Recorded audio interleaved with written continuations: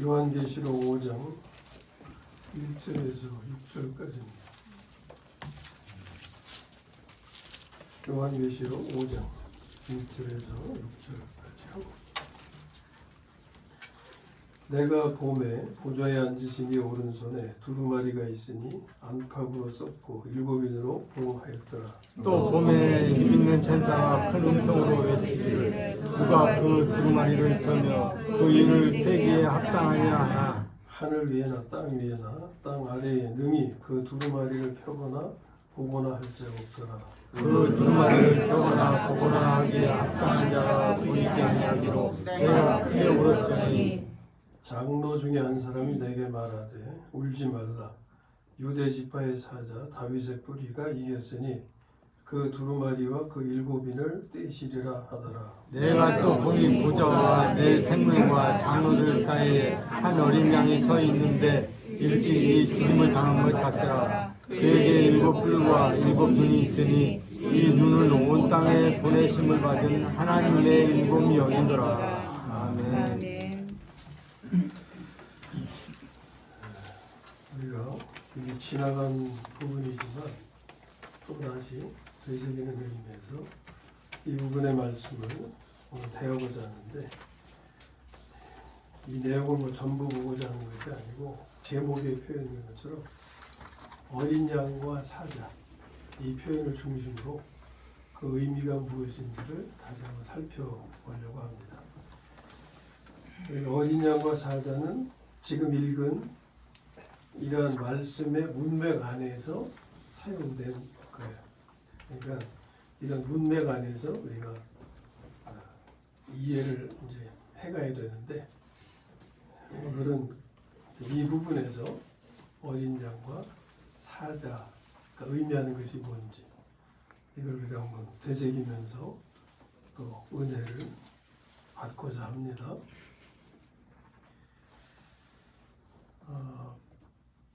우리 인생에게 있어서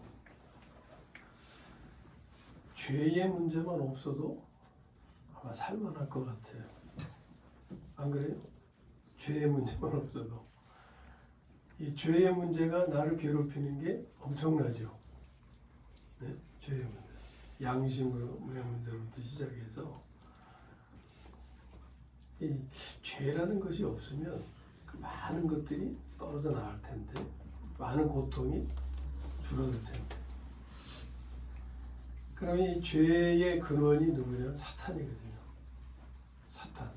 이 사탄이란 존재가 없으면 이 땅은 그저 천국이 있지 않을까. 그러니까 뒤집어서 보면 이 죄와 사탄은 우리를 가장 괴롭히는 요소고,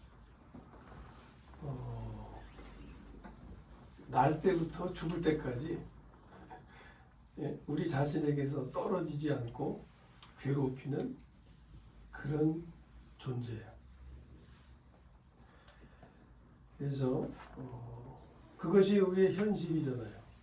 그걸 어떻게, 내가 원해서 그런 건 아니고 원치 않지만 나라는 존재가 이 땅에 태어나서 살아가는 동안 그게 내 현실인 거예요. 내 존재의 일부인 거예요. 그래서 그것이 나를 괴롭힐 때 그 괴롭힘에서 내가 벗어날 수 있는 길, 스스로 벗어날 수 있습니까? 스스로 죄의 문제에서 자유할 수 있어요? 없잖아요. 또 사탄을 이길 수 있습니까? 없잖아요. 그런데 그 사탄을 정복하시고 죄의 문제를 처리해 주신 하나님의 은혜를 입게 되면, 비록 우리가 죄의 영향을 받고 사탄의 공격을 받고 그런 상황 속에서 살아갈 수밖에 없는 존재지만, 거기서 우리는 해방되고 자유함을, 그리고 평화를 누리고 그리고 승리하는 삶을 이루어갈 수 있게 된다 하는 거죠. 그걸 성경이 우리에게 말씀하고 있고, 특별히 계시록에서 결론적으로 알려주고 있는 거예요. 우리의 생활에, 우리의 인생에, 우리의 삶에 가장 해로운 면으로서 가장 중요한 이 사탄과 죄의 문제, 이 문제를 오늘 어린 양과 사자를 통해서 다시 한번 되새겨 보려고 하는 겁니다. 계시록에서 사용된 언어는 거의 상징적이에요. 상징의 예를 보면 이런 것이죠. 기독교인들 핍박하던 시기에 그리스도인들을 나타내는 그림이 있었죠. 물고기의 그림으로 그리스도인을 표시했어요. 또 숫자로 표시하는 경우가 있죠. 대표적인 게 보이세요? 666. 666. 666은 무엇을 상징합니까? 적그리스도와 사탄을 상징하죠. 계시록에서도 666이라는 숫자를 우리가 봤잖아요. 그리고 신부라는 단어가 표현하는 게 있죠. 상징하는 게 있죠. 뭡니까? 교회. 이런 것들이 이제 상징적인 언어들, 그림과 숫자와 단어들.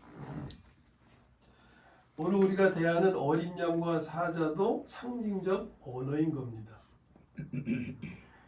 둘 다 그리스도를 상징하는데 어린 양은 구속을, 사자는 정복을 상징하는 거예요.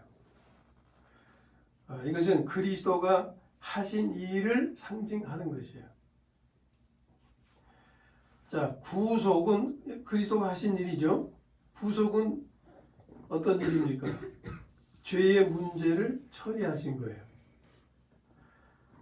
그리스도는 십자가에서 어린 양이 되심으로 죄의 문제를 처리하셨던 겁니다. 어린 양이 되셨다는 것은 구속의 제물이 되신 거고 죄사함의 제물이 되신 거죠. 그래서 죄의 문제를 처리해 주셨는데 그게 구속을 성취하신 겁니다. 죄사함을 성취하신 겁니다. 그 다음에 정복은 사탄의 문제를 처리하신 거예요. 사탄은 악한 영으로 죄의 근원입니다. 그러므로 죄의 근원이 처리되지 않으면 죄의 문제는 처리되지 못해요. 이렇게 비유할 수 있죠. 술이 나쁘니까 다 없애버려요. 그러면은 그걸로 끝납니까? 술을 다 없앴어요. 근데 술 공장이 남아있으면 술은 계속 생산이 되잖아요. 그러니까 술을 없애는 것도 필요하지만 뭐부터 없애야 돼요? 공장부터 없애야 돼요. 그래서 공장을 없애기 전에 있는 것은 어쨌든 다 처리해야 되지만 그것이 더 나오지 않게 하려면 공장을 처리해서 아주 근원을 처리해서 다 처리해야 되는 거죠. 그래서 우리에게 이런 두 가지 문제, 죄의 문제 그리고 죄의 근원이 되는 사탄의 문제를 처리해야 했는데 그리스도께서 그것을 이루셨다. 그리스도께서 이 두 가지 문제를 해결해 주셨는데 이 문제 해결에 대한 예언과 예시가 성경에 있어요. 구약과 신약에서 한 가지씩 한 군데씩 이렇게 보면 오늘 제목의 표현이 어린 양과 사자 아닙니까? 이 사자에 대한 예언의 말씀이 창세기 49장에 있어요. 주보 뒷면에 있으니까 같이 보세요.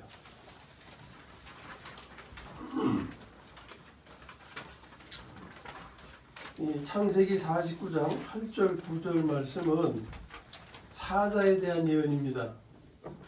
그러면 사자가 한 일은 뭘 상징한다고요? 사탄을 정복하고. 그러니까 사자에 대한 예언은 사탄 정복에 대한 예언이라고 할 수 있는 거예요. 자, 8절과 9절을 먼저 읽어보겠습니다. 같이요. 유다야, 너는 내 형제의 찬송이 될지라. 내 손이 내 원수의 목을 잡을 것이요 내 아버지의 아들들이 내 앞에 절하리로다. 유다는 새끼 사자로다. 내 아들아, 너는 움킨 것을 찢고 올라갔도다. 그가 엎드리고 웅크림이 수사자 같고 암사자 같으니 누가 그를 범할 수 있으랴. 아멘. 아멘. 이 말씀의 문맥, 맥락은 야곱이 하나님의 성령에 의해서 그 12 아들의 미래에 대한 예언의 말씀을 남긴 거죠. 그것이 어떤 거는 축복의 내용이고 어떤 건 저주의 내용이기도 해요. 하여튼 예언의 말씀인데 야곱에게 12 아들이 있었어요. 그 중에 유다는 네 번째죠. 네 번째 아들인데 자, 그 네 번째 아들의 이름을 부릅니다. 유다야. 그러면 이때의 유다는 그 네 번째 아들을 가리키는 걸까요? 이걸 보면 유다에 관한 것이긴 한데 유다 지파에 관한 것이고 유다 지파의 유다 지파를 통해서 하나님이 이루실 일 그런 내용을 담고 있는 거예요. 이제 자세히 보겠습니다. 유다야, 너는 내 형제의 찬송이 될지라. 내 손이 내 원수의 목을 잡을 것이요 내 아버지의 아들들이 내 앞에 절하리로다. 자, 그러면 실제로 유다의 형제들이 이렇게 했나요? 유다의 형제들이 그렇지 않았죠. 여기서 이 유다는 그리스도를 가리키는 거예요. 그래서 그리스도로 대입하고 한번 다시 보세요. 유다야, 그리스도야, 너는 내 형제의 찬송이 될지라. 그러면 유다의 다른 형제들을 우리가 생각할 수가 있는데 여기서 유다를 그리스도로 생각하면 그 형제는 누가 되냐면 그리스도인들이 되는 거예요. 그리스도의 몸의 지체들. 그래서 히브리서 말씀을 보면은 우리를 형제라 부르기를 부끄러워하지 아니하셨다 이런 말씀 있죠. 그게 그리스도와 그리스도인들의 관계예요.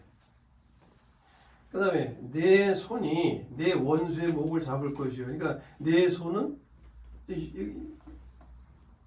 이 보기에는 유다를 가리키는 것이지만 내용적으로는 그리스도란 말이에요. 그러니까 그리스도의 손이 내 원수, 이때 원수는 사탄이 되겠죠. 손은 무엇을 상징하는 지체입니까? 힘과 능력을 상징하는.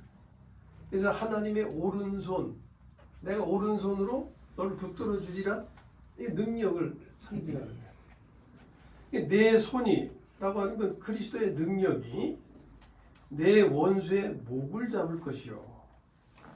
목을 잡는다는 거 여기 잡는 거죠. 우리가 목을 잡을 때 뭐라 그래요? 멱살을 잡는다고 그러잖아요. 그러니까 사탄의 멱살을 잡는다고 하는 것은 숨통을 끊어놓는다 그 말이에요. 그리스도가 그 능력으로 사탄의 숨통을 끊어버린다. 그리고 내 아버지의 아들들이 형제죠. 그리스도인들이 내 앞에 절하리로다. 그 다음에 9절에 유다는 사자 새끼로다. 그러니까 그리스도를 사자로 비유하고 있는 거예요. 뒤에 이어서 보겠지만 십자가의 제물 되시는 그리스도를 표현할 때 뭘로 했어요? 어린 양으로 표현했어요. 네?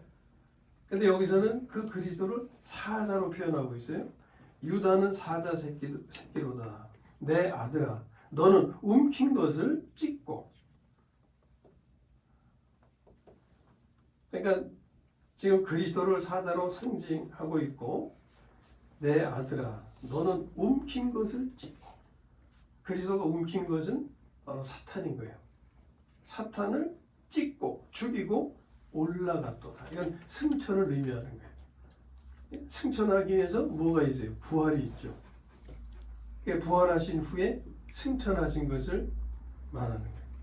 왜 에베소서에도 그런 표현이 있잖아요. 사로잡은 자를 사로잡고 하늘 위로 올라가셨도다. 승천하실 때에 많은 선물을 주셨도다. 그런 말씀 있잖아요. 그 시편을 인용한 말씀인데 승천을 의미하는 거예요. 그가 엎드리고 웅크림이 수사자 같고 암사자 같으니, 지금 그리스도를 사자로 표현하고 있는 것은 상징하고 있는 건데, 사자는 동물의 왕이라고 하잖아요.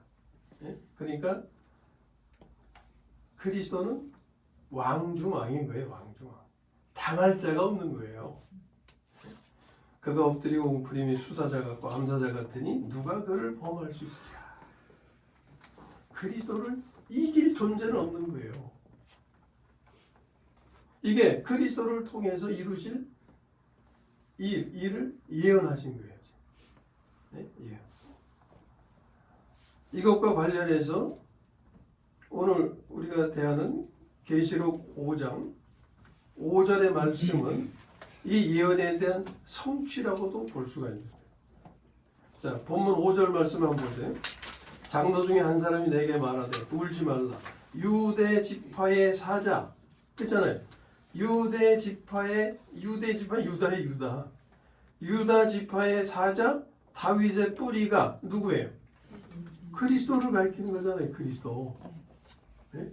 유다 지파의 사자 다윗의 뿌리가 이겼으니, 이 창세기 49장의 예언의 말씀이 성취되었으니 그래요.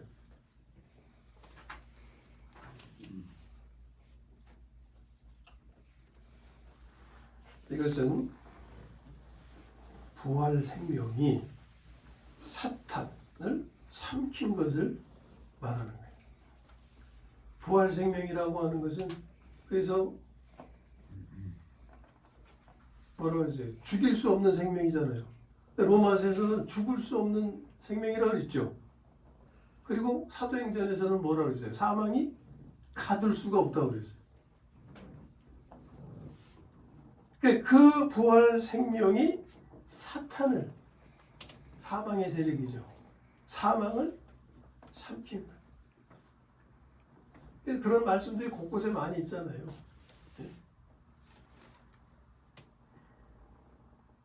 그리스도의 부활에, 고린도전서 15장인가 보면 그리스도의 부활에 대해서 말씀하면서 그리스도께서 부활하실 때에는 사망이 이김에 삼킨 바 되리라고 하신 말씀이 이루어진 거다.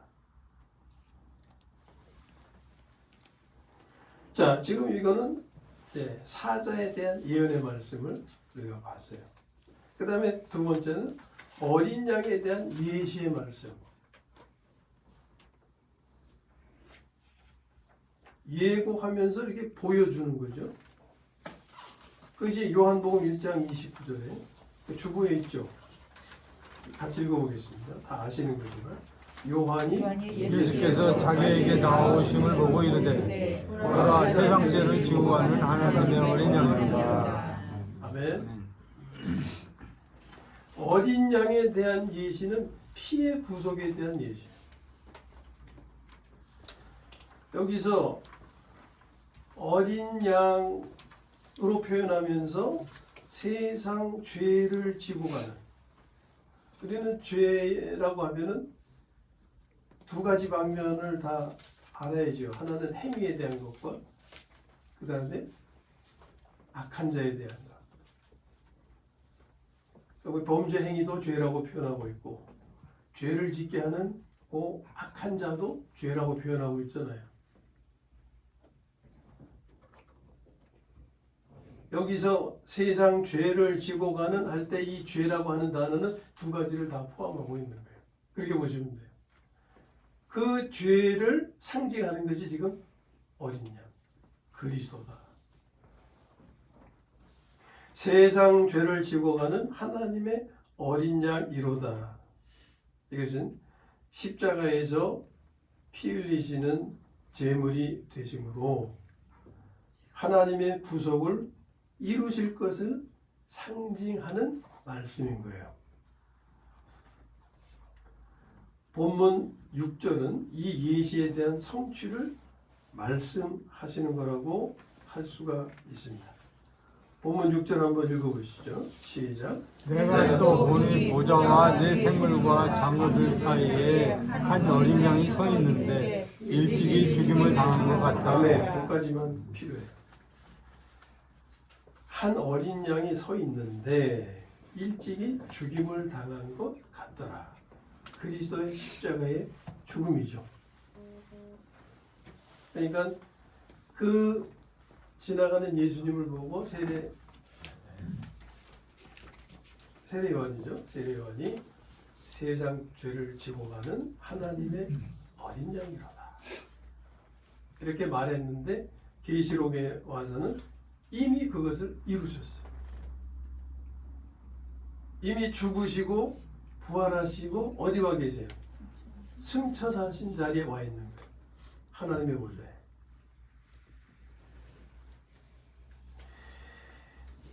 이 두 가지 사실을 우리가 되새기는 이유는 이게 우리에게 실제적인 문제이기 때문에 하나님의 축복과 관련되는 실제적인 문제이기 때문에 다시 한번 되새기는 거예요. 자, 이 두 가지 문제 해결은 그리스도인의 미래를 복되게 하셨습니다. 자, 주보에 있는 말씀 같이 보겠습니다. 요한계시록 1장 5절과 6절 부분을 읽어보겠습니다. 다 같이 시작. 충성된 증인으로 죽은 자들 가운데서 건져나시고 땅의 임금들의 머리가 되신 예수 그리스도로 말미암아 은혜와 평강이 너에게 있기를 원하노라. 우리를 사랑하사 그의 피로 우리 죄에서 우리를 해방하시고 그의 아버지 하나님을 위하여 우리를 나라와 제사장으로 삼으신 그에게 영광과 능력이 세세토록 있기를 원하노라. 아멘. 자, 5절에서 충성된 증인으로부터 쭉 가서 임금들의 머리가 되신 예수 그리스도로 말미암아까지는 그 부분은 성자 하나님, 성자 하나님에 관한 말씀이죠. 예수 그리스도에 관한 말씀이죠. 그 예수 그리스도가 우리를 사랑하사 그의 피로 우리 죄에서 우리를 해방하시고 죄의 문제를 해결해 주셨어요.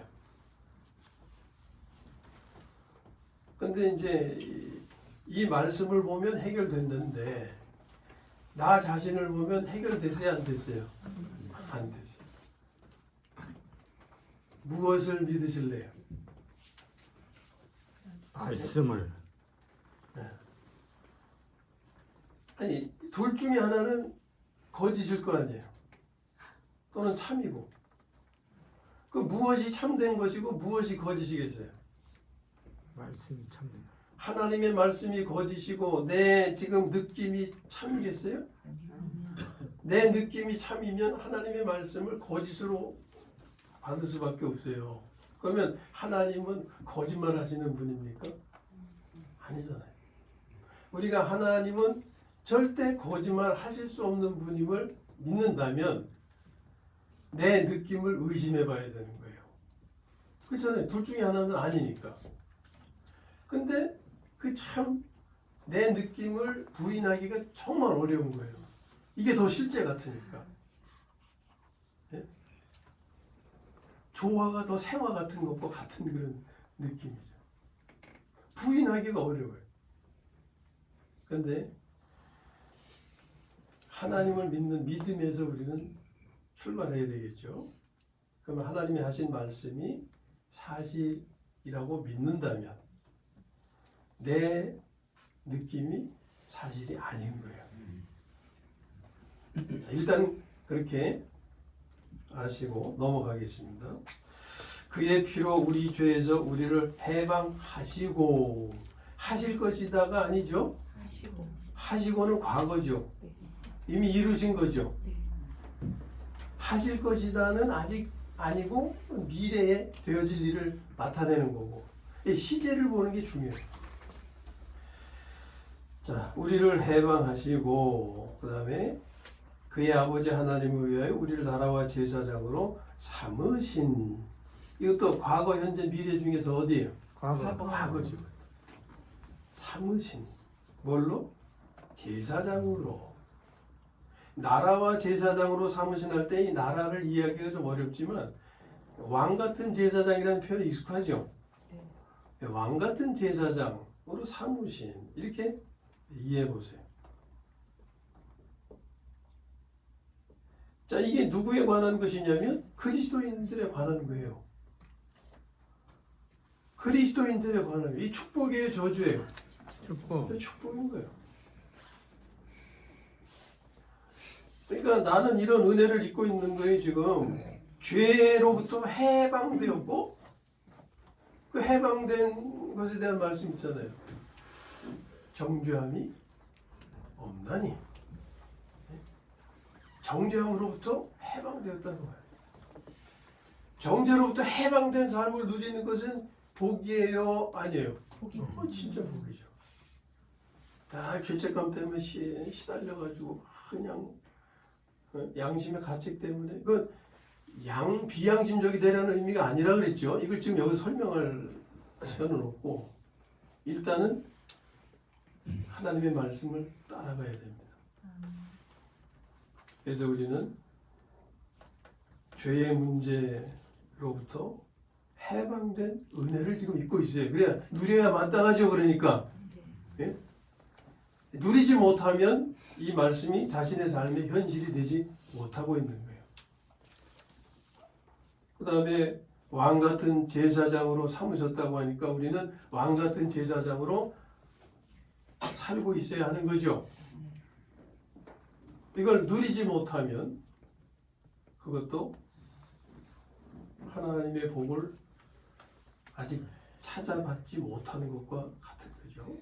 자, 일단 그리고 그 다음에 또 한 군데, 오늘 5장, 계시록 5장의 말씀을 보는데 그 6절까지 봤지만 뒤에 주보에 있으니까 이제 주보만 보시면 되겠어요. 9절, 10절을 읽겠습니다. 9절, 10절 시작. 그들이 새 노래를 불러 이르되 두루마리를 가지시고 인봉을 떼기에 합당하시도다. 일찍이 죽임을 당하사 각 족속과 방언과 백성과 나라 가운데에서 사람들을 피로 사서 하나님께 드리시고 그들로 우리 하나님 앞에서 나라와 제사장들을 삼으셨으니 그들이 땅에서 왕노릇 하리로다 하더라. 아멘. 이게 누구에 관한 거예요? 그리스도인들에 관한 거죠. 이것도 지금 두루마리를 가지시고 인봉을 떼기에 합당하시도다. 이것은 그리스도에 관한 것이죠. 예? 그 앞에 우리가 읽은 본문에 나온 내용이잖아요. 그래서 그런 문맥 가운데서 어린 양과 사자를 우리가 봐야 된다. 그런 말씀을 드렸죠. 자, 그 그리스도께서 일찍이 죽임을 당하사, 이 십자가의 구속이죠.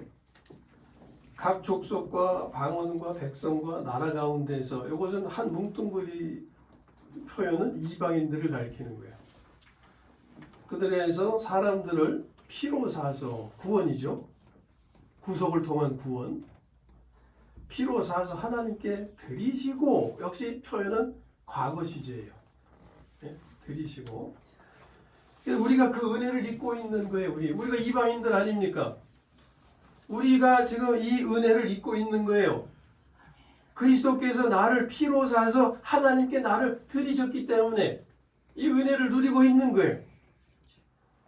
그리고 그들로, 우리 그리스도인들이 그들로 우리 하나님 앞에서 나라와 제사장들을 삼으셨으니, 왕같은 제사장들을 삼으셨으니, 이것도 과거죠.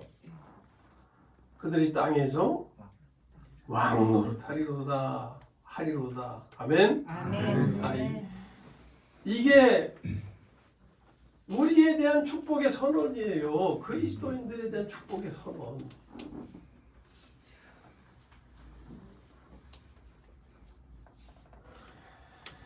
자, 우리는 이 말씀에서 시제를 보면 과거와 미래형이 함께 쓰여지고 있음을 봐요.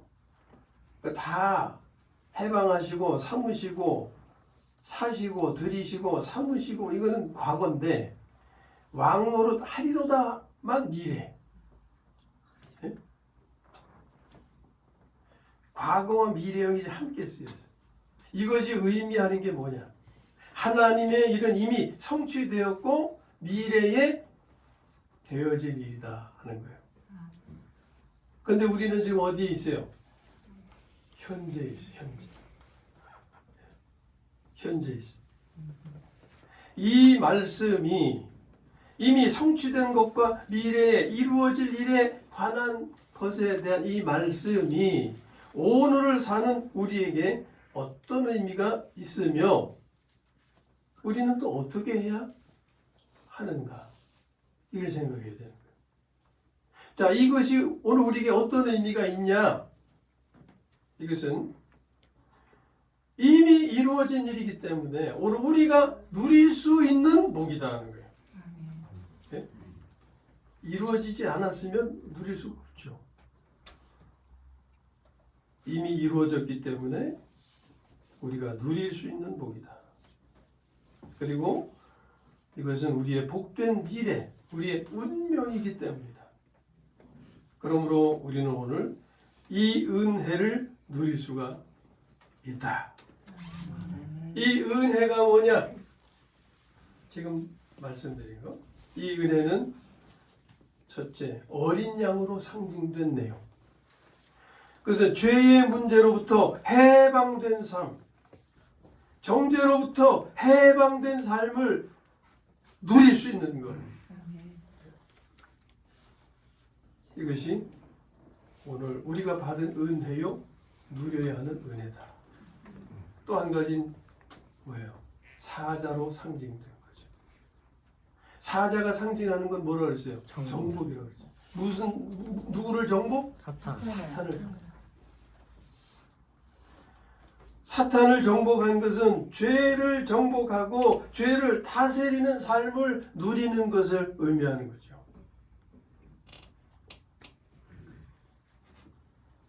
늘 말씀 나누는 내용들인데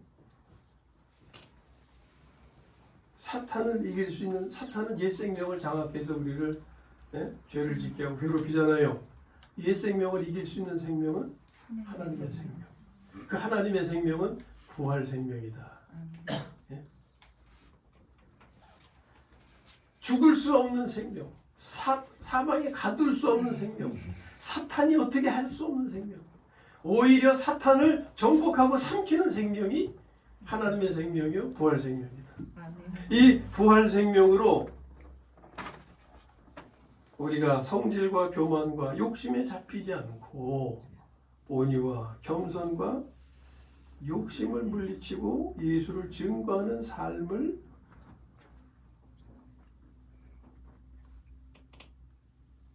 택하게 한다. 보통 욕심에 대한 표현을 할 때는 옛 생명은 욕심부리잖아요. 하나님의 생명은 나눠주려고 하는 그런 본성을 가지고 있고 보통 그렇게 표현했는데 오늘 이 시간에는 욕심에 잡히지 않고 욕심을 물리치고 예수를 증거하는 삶을 택하는 삶 이렇게 표현하는 게 이유가 있어요. 제가 또 한 사람 예를 들어서 간증식으로 표현해야 되는데 뭐 다른 사람이 아니고 우리 방영문 장로님 얘기해도 되려나 모르겠네. 본인 앞에서 이번에 이제 가게를 그만두시고 이제 다른 일을 위해서 이렇게 근데 그 과정에 그 가게가 들어있던 건물 주인이 뭐 리모델링하고 뭐 어쩐다고 그래가지고서 그만둘 수밖에 없게 그렇게 했잖아요. 근데 그 과정에서 입주한 사람들을 속인 거예요.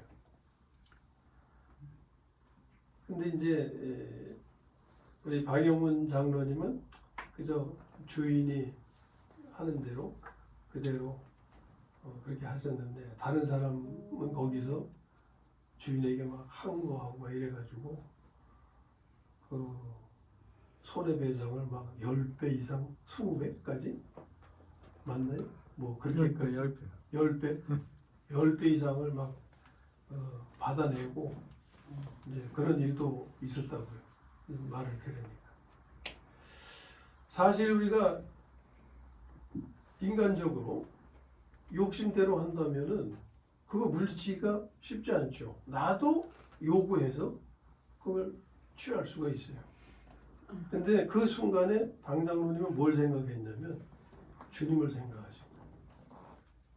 나는 그리스도입니다. 그리고 아마 주인이 장로인 걸 아시는 몰랐나요? 근데 그리스도 교회 다니는 사람. 그래서 물론 그 마음속에서 그런 싸움이 있었죠. 또 주변에서는 뭐 혼자 결정하는 게 아니라 박기숙 권사님도 계시고 뭐 그런데 두 마음이 같을 수는 없잖아요. 네? 싸움이 없을 수가 없어요. 근데 거기서 주님을 생각했기 때문에 제가 이렇게 표현하는 거예요. 욕심을 물리치고 예수 증거하는 그쪽을 택했다. 그래서 주인에게 내가 나도 이렇게 할 수 있지만 그렇게 안 합니다.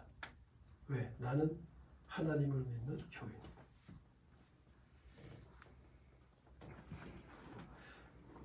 그게 뭐 그런다고 해서 그 사람이 금방 예수님을 믿는 사람에게 돌아서거나 뭐 그럴 수도 있겠지만 그게 쉬운 일이 아니잖아요. 근데 그게 그 사람이 어떻게 하고의 문제가 아니라 내 자세가 중요한 거죠. 그 순간 나는 정말 왕 같은 제사장의 모습을 보여주는 거예요. 왕은 권위를 나타내고 제사장이 하는 일은 한 영혼을 구원해서 하나님께로 인도하는 역할을 말하는 거예요. 그러니까 돈보다 내 이익보다 한 영혼을 생각하기 때문에 그런 결단, 선택을 할 수가 있었다. 그래서 나는 하나님을 믿는 사람이기 때문에 이렇게 합니다. 이것은 왕의 선언과 같은 거예요. 이게 왕같이 사는 거예요. 그게 왕같이 사는 거예요. 왕의 권위는 누가 세워주시겠어요? 하나님이 세워주십니다. 나는 그 권위를 받은 권위를 사용했을 뿐이고 권위를 세우시는 것은 하나님이 하시는 거예요. 그게 언제가 될지 모르죠. 바로 될 수도 있고 한 달이 될 수도 있고 10년이 될 수도 있고 평생이 될 수도 있고. 그러나 우리는 이건 지금 우리 방장로님이 겪은 그것을 예를 들어서 말씀을 드리지만 우리 모두가 그러한 삶을 살기를 하나님이 원하신다는 거예요. 그걸 원하시기 때문에 이런 은혜를 우리에게 베푸신 거예요. 사실 저는 방장로님의 그런 간증을 들을 때 제가 부끄러워요. 제가 그렇게 하지 못했기 때문에 저 자신도 하기가 어려운 일들. 그러나 나는 그래서도 생명을 가진 나는 우리 지체 한 분이 그러한 삶을 보일 수 있었다는 것은 하나님께는 영광이 되는 거죠. 누가 알아주고 안 알아주고 그게 문제가 아니에요. 제가 말을 하지 않았으면 아무도 모를 일이에요. 그러나 이것은 이 말씀을 우리가 함께 나누는데 좋은 예가 되기 때문에 그래서 할 수 없이 드러낼 수밖에 없는데, 그러나 이제 우리 방장로님은 더 겸허한 자세로 아마 임하셔야 될 거예요. 우리 모두가 하나님이 이런 은혜를 주셨어요. 죄의 문제로부터 해방된 삶을 누릴 수 있게 그리고 죄를 정복하고 다스리는 삶을 누릴 수 있게 어린 양과 사자가 되셔서 이런 은혜를 우리에게 주셨습니다. 그 은혜의 결과는 왕같은 제사장으로 나타나야 된다 하는 거예요. 그래서 베드로전서 2장 9절에 너희는 뭐라 그랬어요? 택하신 족속이요 왕같은 제사장이다. 그렇게 말씀하셨고, 그 제사장 사역, 사도 바울이 그렇게 사는 것에 대한 간증이 있어요. 요건 한번 같이 찾아보겠습니다. 주보에 미처 못 올려서 신약성경 260쪽입니다.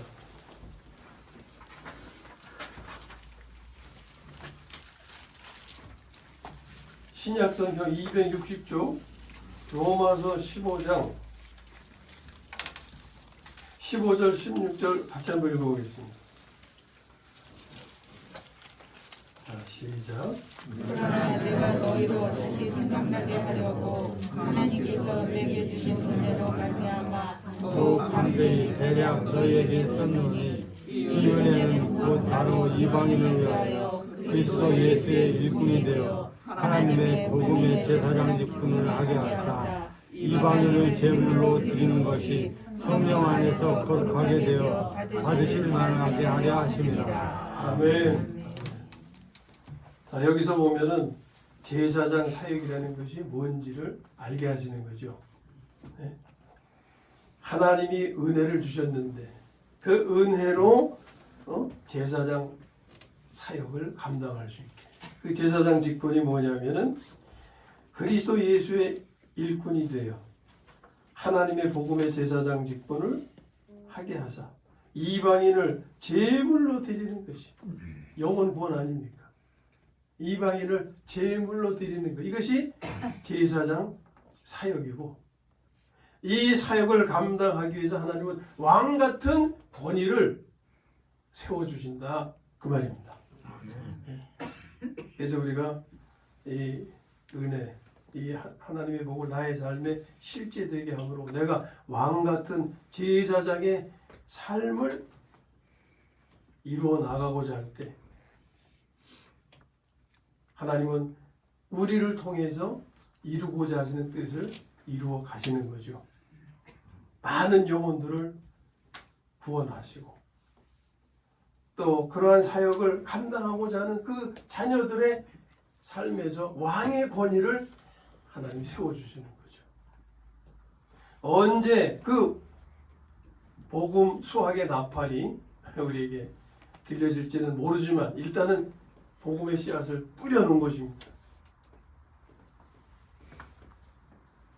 이러한 삶의 과정에서 당장로님은 또 앞으로의 또 다른 삶이 펼쳐지겠지만 그 삶에서 하나님 이곳에서 내가 취하지 못한 10배의 이득, 이런 것과는 비교될 수 없는 놀라운 이삭에게 약속하신 100배의 축복, 오히려 10배가 아니라 100배의 축복으로 하나님이 갚으실 줄로 믿습니다. 이게 하나님의 위로예요, 위로. 예? 하나님의 위로. 이런 하나님의 축복과 위로가 이 말씀을 믿는 모든 성도님들의 삶에 실제가 되기를 주님의 이름으로 축원합니다. 아멘.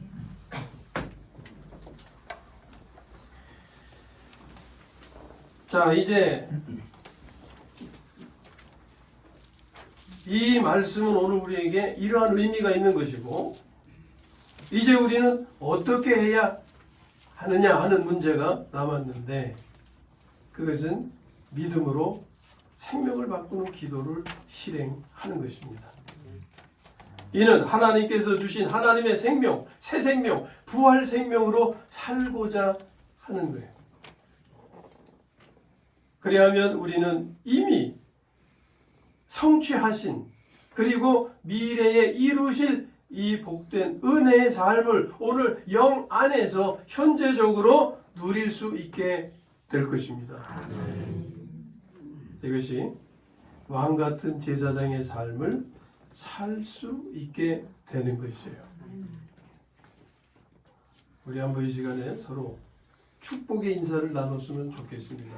당신은 왕같은 제사장이십니다. 당신은 왕 같은 제사장이시다. 우리 모두는 왕 같은 제사장입니다.